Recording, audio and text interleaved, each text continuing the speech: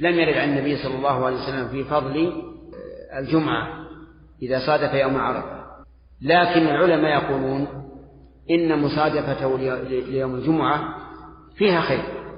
أولا لتكون الحجة كحجة النبي صلى الله عليه وسلم، لأن الرسول صلى الله عليه وسلم صادف وقوفه بعرفة يوم الجمعة.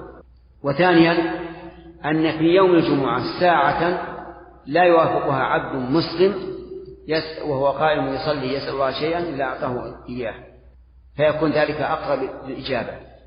وثالثا أن يوم عرفة عيد ويوم الجمعة عيد، فإذا اتفق العيدان كان في ذلك خير. وأما ما اشتهر من أن حجة الجمعة تعادل 70 حجة فهذا غير صحيح.